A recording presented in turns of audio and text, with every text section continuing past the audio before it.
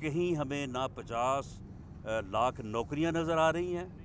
نہ ہمیں 25 لاکھ گھر بنے ہوئے نظر آ رہے ہیں، بلکہ لوگوں کی نوکریاں چھینی گئی ہیں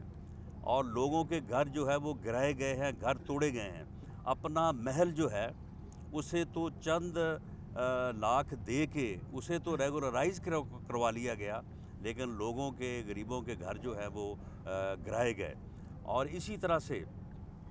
کوئی جو ہے وہ نہ تو کوئی کرپشن ختم ہوئی، نہ کوئی بیرون ملک سے پیسہ یہاں پہ آیا، بلکہ اب یہ معلوم ہو رہا ہے کہ اربوں روپیہ جو ہے وہ باہر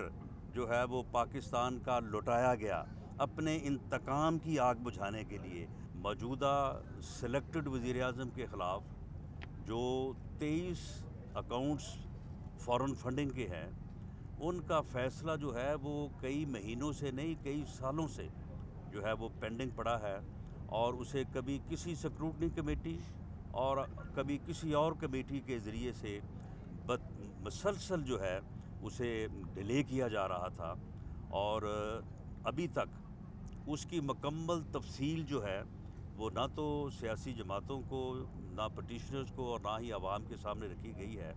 اس میں یہ جو ڈیلے ہے یہ یعنی انصاف نہ کرنے کے مترادف ہے۔